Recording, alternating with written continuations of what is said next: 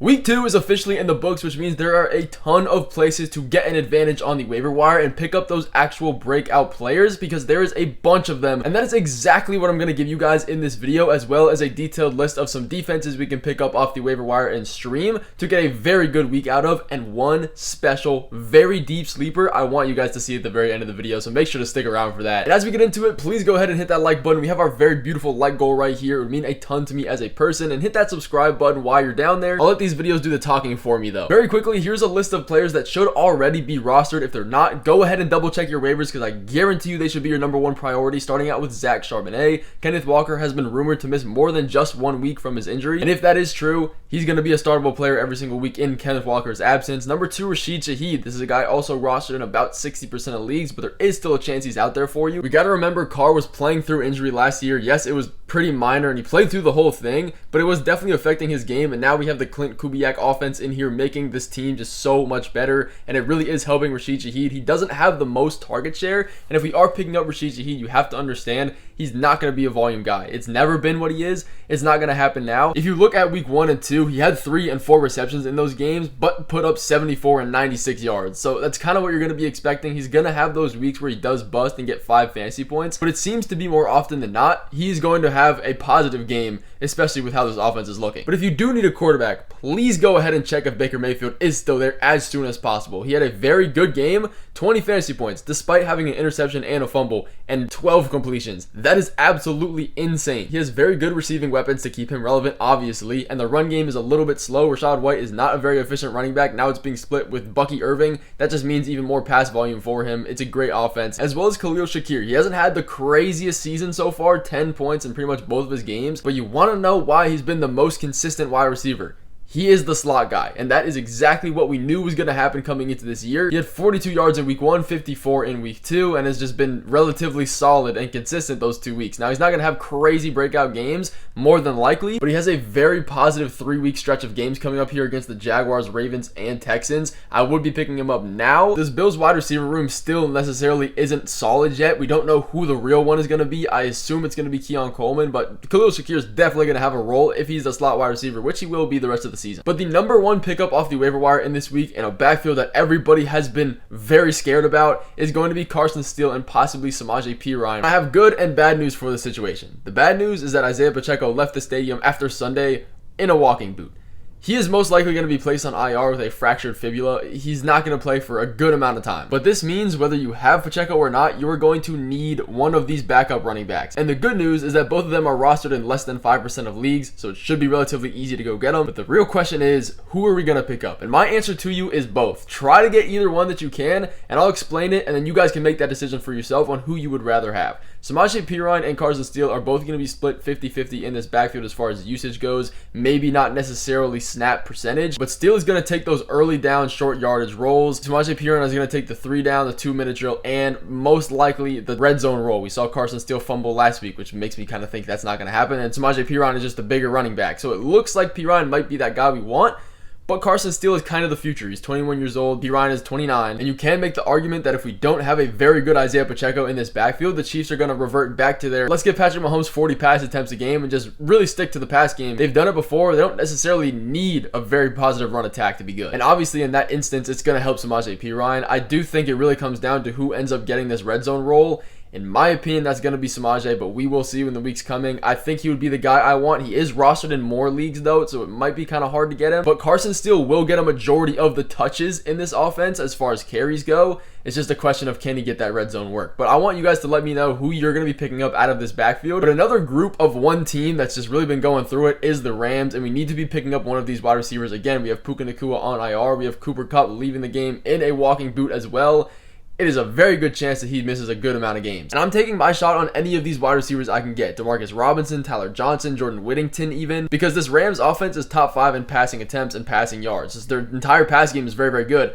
Now, without both of these wide receivers, is that number going to go down 100%? But the ball still has to go somewhere. We have a long 4 weeks until Puka and most likely Cooper Kupp comes back. Robinson is already rostered in 50% of leagues, so it's going to be a little tougher to get him. He is the veteran in this offense and has looked better in these first 2 weeks. He also had a 92% snap share in week 1 and 2, which is a very good backing there. He will likely be the one for this next week, but I do expect one of these other wide receivers to step up and be a guy you want. Tyler Johnson's probably going to be that dude. He's rostered in 20% of leagues. He's looked decent, but it really is too early to tell what direction to go to for these wide receivers. But my suggestion, again, take a shot on one of them. You're bound to hit on something. And even if you don't hit on the wide receiver in the offense, they're still going to be borderline startable because there is no one yet. But getting away from all the injuries, if you're looking for more long-term waiver wire ads, Bucky Irving is going to be that guy. This is the second straight week he's coming out here and competing for usage. 31 snaps in week 1, 35 in week 2 last week. And he straight up looked way more efficient than Rachaad White did. And this is the point we were talking about all last season. Rachaad White was not efficient last year. He had 3 less touches than Christian McCaffrey in total on the season, but he was so much less efficient. He averaged 1.8 yards per carry in week 2 and 2 yards per carry in week 1. That is very, very bad. It's so bad. And then we have Bucky Irving coming in and being more efficient and getting a good amount of touches as well. Again, not as much as Rachaad White, but if he looks better with them, why not keep giving him the ball and see what he can do? What we've seen from these first 2 weeks is that Bucky Irving is probably going to end up splitting this backfield 50-50 at one point in time. I would not be surprised. He's rostered in about 40% of leagues. Go pick him up if he is still there. But one of the funniest full circle moments of waiver wire players we need to be adding, and it actually has a good amount of upside this week, is Quinten Johnston.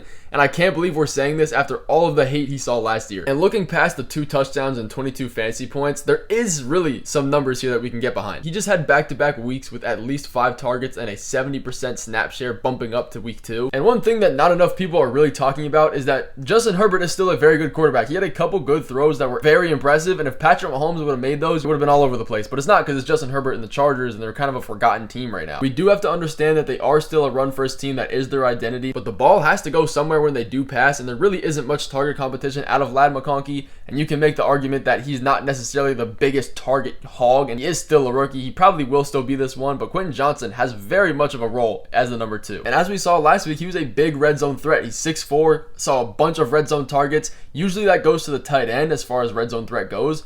Hayden Hurst, their tight end, is only 6'4" as well. They're the same height, and if Quinten Johnston's getting open, he's faster. Why not give him the ball there? That's exactly what we saw last week. Moving on to another guy that I do not understand how more people are not talking about him.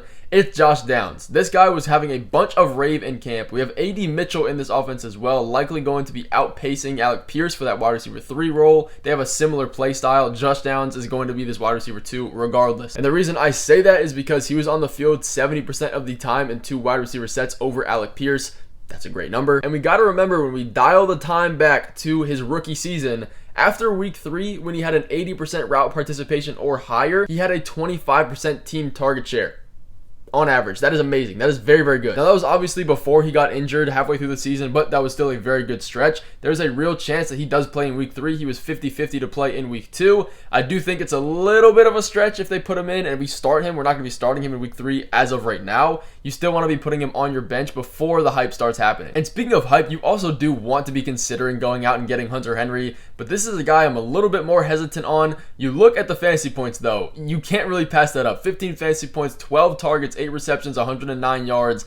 Very, very good showing from him, but we do have to understand the Seahawks defense is very positive against tight ends, so it was a good matchup to begin with. And Hunter Henry has shown us this exact same thing before. Last year, he had very good games. I believe a couple games over 100 yards as well, and he never really did anything. He was a boom or bust player and more towards the bust side. Pause, obviously, but he wasn't really anything that we could start consistently, and I fear that's going to happen again from his performance in week 2. But with that being said, you do have to give him a chance. You don't just get that many targets and yards as a tight end for no reason, and the tight end position is very, very scarce this year, so I'll hold on to any bit of upside I can get. But we do have to be fair. He has a really tough schedule of games coming up with teams that do not allow a lot of points to the tight ends, starting with the Jets, 49ers, Dolphins, Texans, Jaguars, Jets again, and then the Texans. That's not a great schedule. But I'm going to group this next group and pod of players for these fantasy football managers. That is a very specific group of people. If you are absolutely going through it at the running back position and you cannot catch a break for what seems like anything, This is for you. This is your time when you should be going through and dropping those backup quarterbacks, dropping those wide receivers that don't have any value,